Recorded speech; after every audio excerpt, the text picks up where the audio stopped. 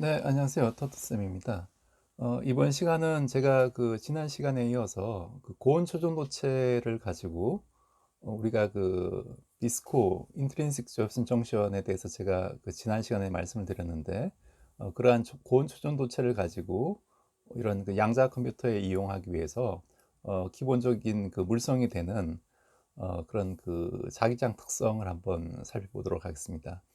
제가 지난 시간에는 제가 연구했던 학위 논문 중에 인트로덕션 부분에 해당하는 부분을 여러분들께 설명을 드렸는데, 이번 시간은 실제로 이제 데이터를 한번 보면서 어떤 일들이 일어나는지 한번 살펴보고, 마지막에는 이런 하이티시 고온 초전도체를 가지고 우리가 양자 컴퓨터를 만들 수 있는지, 그 가능성이 어떻게 되는지를 한번 살펴보는 그런 시간을 갖도록 하겠습니다.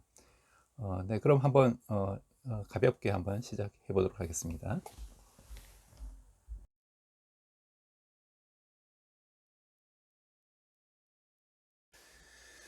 네, 우선 제가 지난 시간에 좀 설명을 미비하게 한 부분이 있어서 다시 좀 말씀을 드리면요. 우리가 존슨 정션이라는 게 이 두 초전도체 사이에 이런 인슐레이터 물질을 넣었을 때 이걸 초전도체라고 존슨 정션이라고 한다고 했습니다. 그러면 이때 DC 조선 효과가 뭐냐면은 이 우리가 외부에서 어떤 전압을 가하지 않아도 이 초전도체의 어떤 파동 함수의 위상 차이 때문에 자연적으로 이렇게 전류가 이제 흘러갈 수 있다는 거죠. 그래서 이 파동 함수는 이게 하나의 거시적인 파동 함수를 의미하고요. 그래서 이 어떤 파동 함수면 이제 뭐 사이 제로 곱하기 뭐 2에 뭐 i 곱하기 파이 이런 형태의 어떤 식을 가지고 있는데, 즉 이 위상 성분이 바로 위상차가 바로 이런 두 초론체 차의 어떤 전류를 이제 유도를 한다, 그런 의미가 되겠습니다. 그런데 이걸 우리가 DC 조셉슨 효과로 하고, AC 조셉슨 효과는 이제 뭐냐면은 이런 우리가 외부에 어떤 전압을 가해줬을 때 이 전압이 이제 DC 전압이든 AC 전압이든 상관없습니다. 그러면 즉 V가 가해졌을 때 이 위상차가 시간에 대해서 이렇게 변화한다는 거죠. 그래서 라운드 T분 라운드 파이, 즉 시간에 대해서 어떤 이게 상수가 되니까 위상차가 어떤 시간에 대한 어떤 1차항 어떤 이런 함수로 가지게 된다, 그런 뜻이 되겠습니다. 그래서 이렇게 파이 제로 플러스 h 바분 2vt 형태로 조선 커런트가 이렇게 생긴다는 거죠. 그런데 이 값이 바로 어떤 주파수를 의미하게 됩니다. 즉 오메가에 해당하고, 즉 오메가에 해당하기 때문에 즉 이렇게 이 값을 계산해 보면 1 마이크로볼트당 약 483.6 메가헤르츠가 나옵니다. 그래서 이게 지난 시간에 테라헤르츠 웨이브 마이크로파 소자로 사용할 수 있는 어떤 이론적인 근거가 된다고 했었고요. 그래서 이 AC 조회선 효과는 우리가 DC 전압을 걸어줘도 역시 이제 발생을 한다, 그렇게 여러분들이 보시면 되겠습니다. 그리고 만약 이런 두 조회선 정션이 이렇게 붙어 있을 경우 우리가 한쪽에 어떤 전압을 걸어주면은 여기서 이제 마이크로파가 이제 발생할 수 있겠죠. 요 시기에 가지고. 그래서 그때 만약 10 마이크로볼트를 걸어주면은 약 한 4.8 기가헤르츠의 어떤 마이크로파가 나오겠죠. 그럼 그 마이크로파가 바로 옆에 있는 조입선 정션에 이제 흡수가 될 수가 있습니다. 흡수가 되면은 어떤 현상이 일어나냐면은 이 조입선 정션의 IV 커브에서 뒤에 제가 IV 커브를 보여드리겠지만, 보통 이런 IV가 이렇게 있으면은 제로 볼테이지에서 이렇게 생기는 이 전류를 우리가 DC 조회선 전류라고 얘기를 합니다. 즉 J는 JC 사인 파이, 요걸 의미하고요. 그 다음에 JC보다 커지면은 이게 볼테이지 스테이트로 이렇게 가게 되는데, 그래서 이렇게 점프해서 이렇게 증가하는 저항을 가지게 되는 그런 상태가 됩니다. 그런데 이런 IV 커브에서 꼭 해당하는 주파수만큼 전압이 있겠죠. 그 전압에서 이렇게 스텝이 이렇게 생기게 됩니다. 이런 식으로. 이걸 우리가 샤피로 스텝이라고 하고요. 그래서 이런 샤피로 스텝도 이런 조입선 정션으로 우리가 측정할 수 있기 때문에 즉 조선 정션이 하나의 그 발진 소자로도 사용이 되지만 역시 디텍터로도 마이크로웨이브의 디텍터로도 사용할 수 있다. 그렇게 보시면 되겠습니다.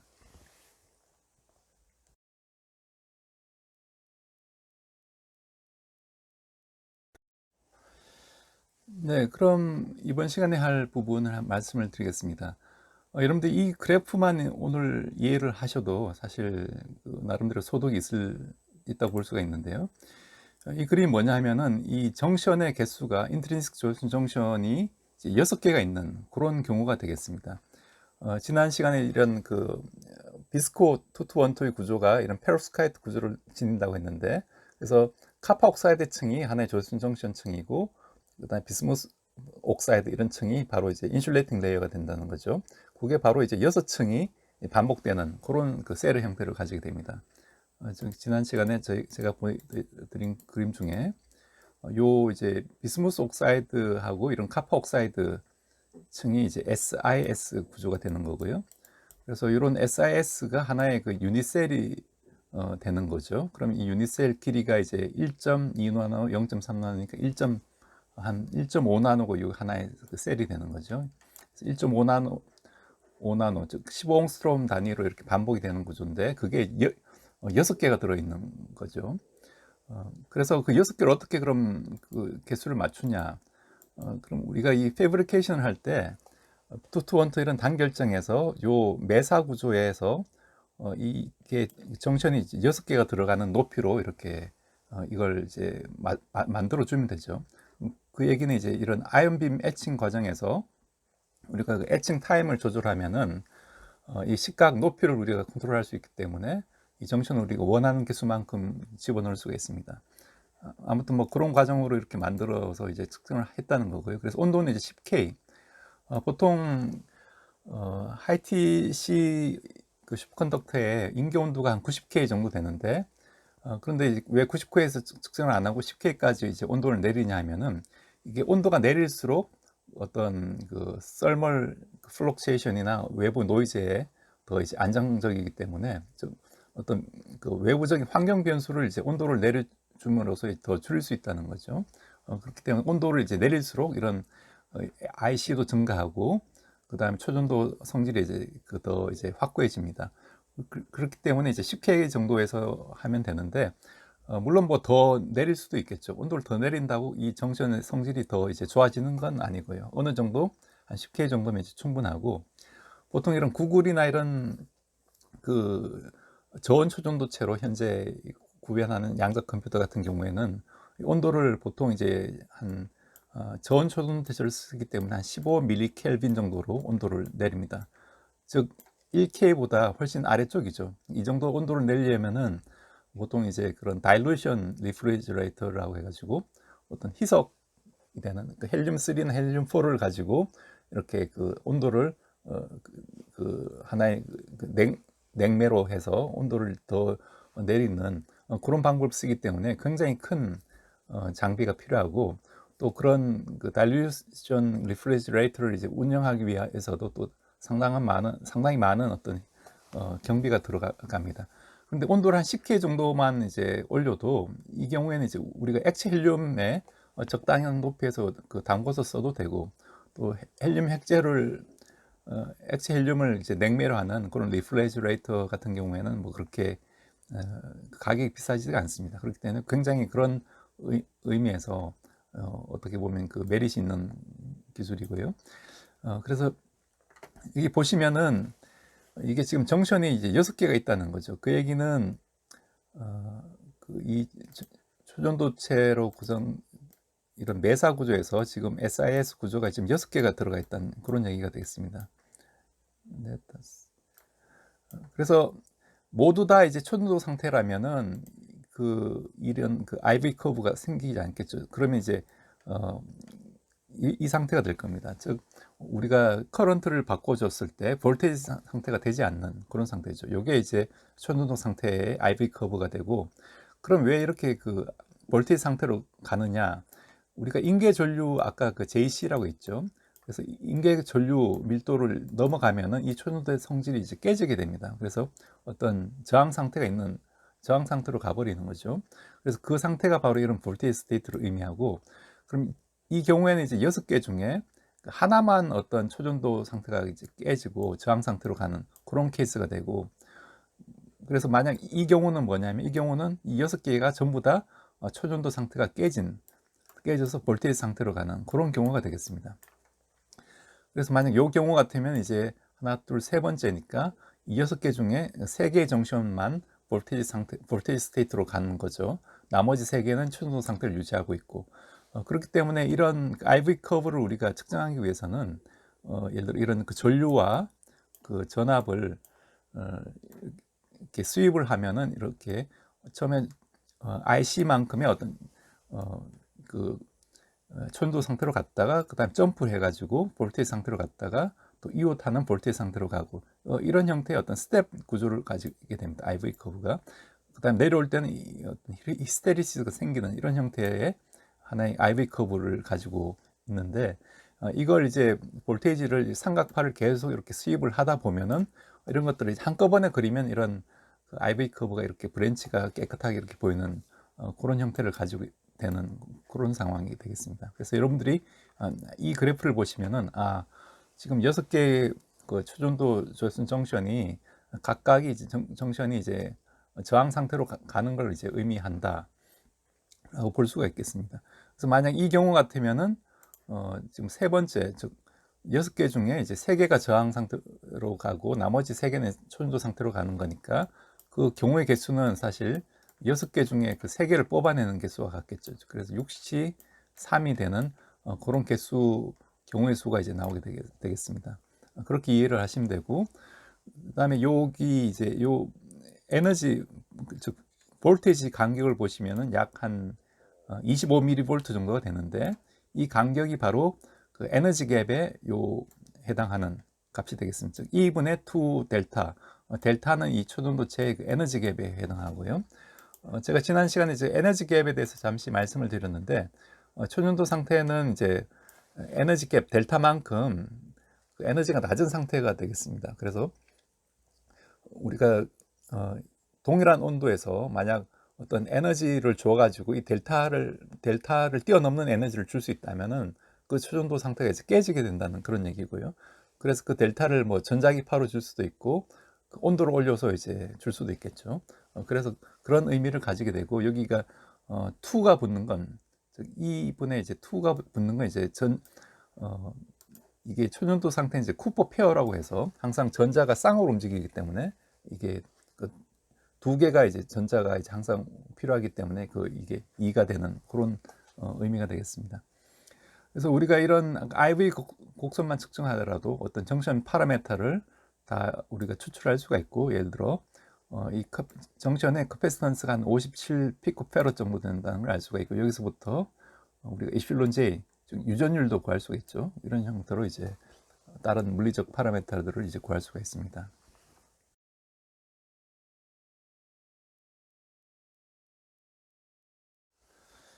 네, 그래서 이렇게 왜 이런 멀티 브랜치가 생기는지는 제가 방금 말씀드렸고요. 이렇게 해서 IV 커브가 이런 형태로 어떤 히스테리시스를 가지게 되고, 그게 바로 하나의 그 접수 정션이 슈퍼컨덕터 상태에서 리지스티브 상태로 갈 때마다 일어나는 현상이다, 그렇게 보시면 되고, 이건 이제 전 초전도체, 즉 나이뵘을 이제 기반으로 한 로 템퍼러처 슈퍼컨덕터에 대해서는 이게 지금 IV가 이렇게 비스듬히 올라가는 데 비해서 얘는 이제 급격하게 이렇게 갭이 확실하게 보이죠.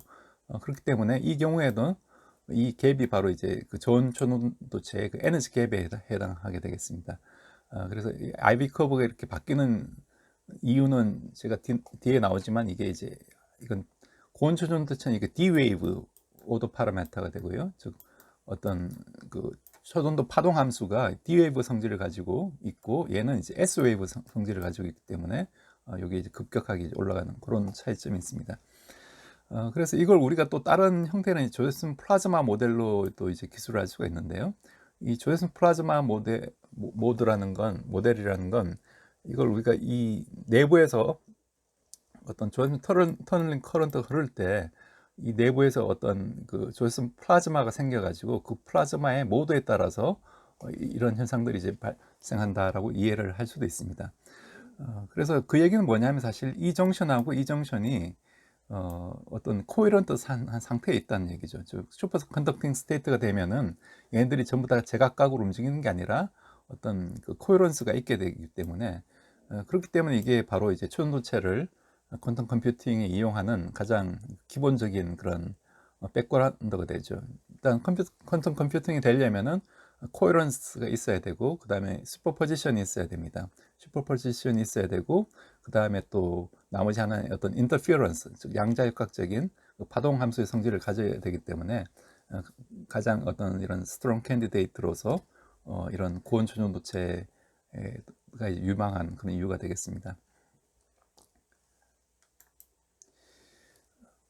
그래서 그 조립선 플라즈마 웨이브가 뭔지 좀 살펴보면은 이건 뭐 여러분들 대충 넘어가도 될 것 같고 제가 지난번에 말씀을 드린 이 푸사에 대해서 우리가 그 식을 정리하면은 이런 형태의 어떤 파동 함수 비슷하게 나오는데 여기 이제 나오는 이제 오메가라는 게 이제 플라즈마 프리퀀시라는 게 되겠습니다. 그래서 이 즉 어떤 조립선 플라즈마 웨이브로 이 조립선 커런트를 이제 우리가 해석을 할 수 있다, 그런 얘기고요. 여기 파이는 아까 말씀드린 그 두 초전도체 사이에 어떤 위상차가 되는데 그 위상차도 하나의 하나의 함수로 볼 수가 있기 때문에 파이가 뭐 x와 t에 대한 어떤 함수로 우리가 기술하면 이걸 하나의 이렇게 파동 형태의 어떤 함수로 우리가 기술이 되기 때문에 이게 플라즈마 웨이브라고 이제 부르게 됩니다.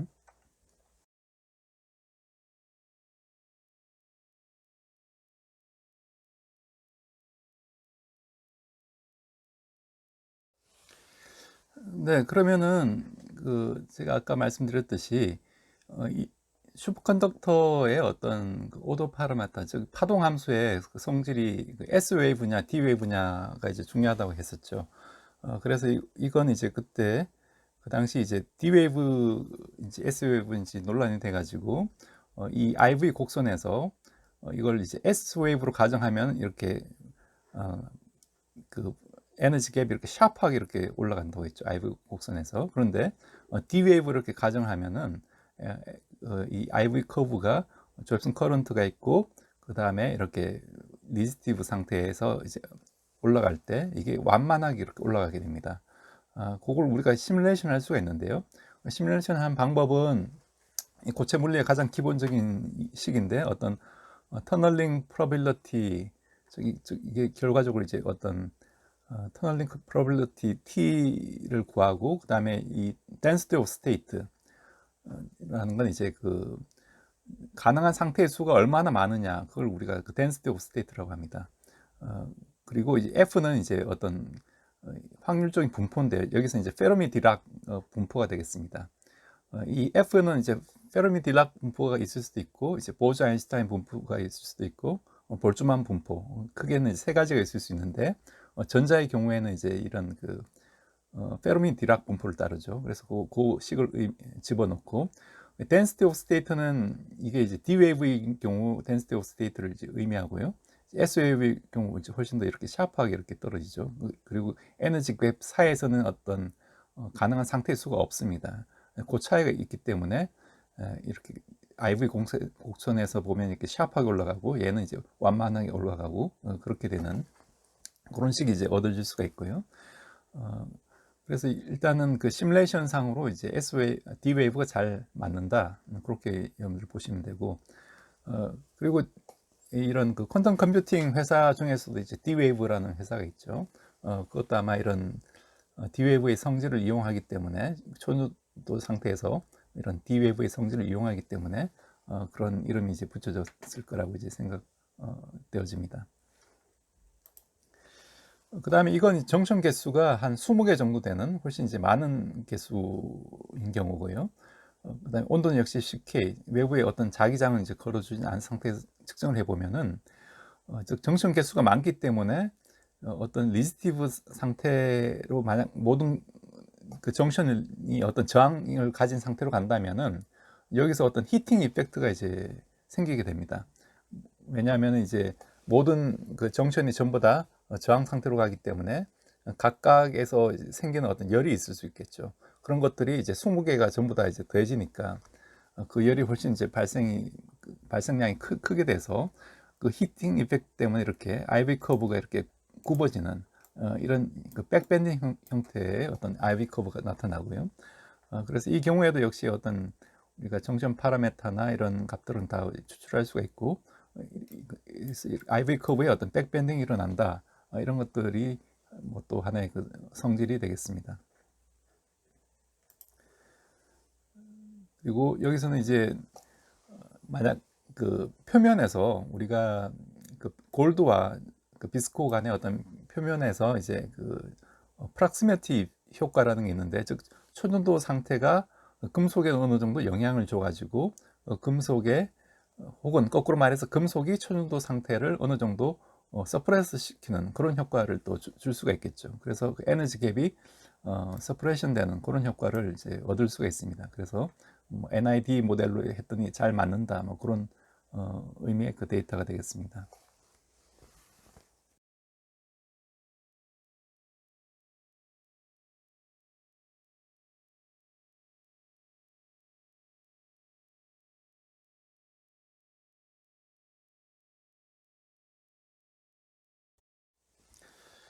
네, 그래서 이런 그 백밴딩 효과도 우리가 어떤 그 코사이 파티클 인젝션이라고 해서 어, 이런 그 쿼사 파티클, 그러니까 즉 어떤 그 초전도 상태가 아닌 어떤 이런 자유 전자 상태를 우리가 쿼사 파티클이라고 하는데, 그런 상태를 인위적으로 이제 주입하는 그런 효과를 가지게 됩니다. 즉 우리가 커런트를 수입할 때 그때 이제 전자가 이제 들어가는 거니까. 그래서 이런 쿼사 파티클을 주입을 해주면은 그 이런 에너지 갭이 그 스프레션 효과가 있기 때문에 에너지 갭이 이제 이런 형태로 이제 전류에 따라서 줄어든다, 그런 얘기가 되고요. 예를 들어 우리가 만약 3mm 0.13 마이크로세컨드의 어떤 펄스를 소유해 줬을 때는 주로 IV 곡선이 이 낮은 영역에서 이렇게 관찰되는데, 3ms의 어떤 즉 펄스의 어떤 그 지속 시간이 큰 거죠. 그러면은 훨씬 더 이제 많은 코사 파티클들이 입자가 이제 주입되는 거니까 이 백밴딩 효과가 더 이제 세져서 이제 이렇게 그 IV 커브에서 이렇게 굽어지는 영역이 더 이제 커지게 된다, 뭐 그런 의미로 이제 여러분들이 받아들이시면 되겠습니다. 그리고 그 이런 그 에너지 갭, 즉 이런 초전도 상태가 되려면은 그 에너지 갭이 일단 그 있어야 되는데, 그게 온도에 대해서 이렇게 어떻게 변하는지를 이제 구해본 결과인데요. 일반적으로 이제 온도를 높이면은 즉 20K에서는 이 상태를 지내는데, 이게 70K가 되면은 이게 IV 곡선이 이렇게 줄어들죠. 에너지 갭이 요만큼의 어떤 에너지 이 넓이를 의미한다고 했으니까 저 넓이가 줄어드는 셈이죠. 즉 에너지 갭이 온도가 올라가면 이렇게 줄어드는데, 이게 이제 S 웨이브와는 좀 다르게 이렇게 D 웨이브 형태로 이렇게 줄어든다, 그런 얘기가 되겠습니다. 그래서 여러분들이 보시면은 이제 70K, 즉 인계 온도 전이긴 하지만 에너지 갭이 상당히 줄어들어 가지고 어떤 정션의 어떤 특성이 많이 바뀌는 걸 알 수가 있습니다. 그렇기 때문에 우리가 가능한 한 이제 온도를 이제 저온에서 한 10K 부분에서 실험을 하면은 훨씬 더 그 조슨 정션의 어떤 본연의 어떤 효과를 더 이제 극대화할 수 있는 그런 상태가 되겠습니다.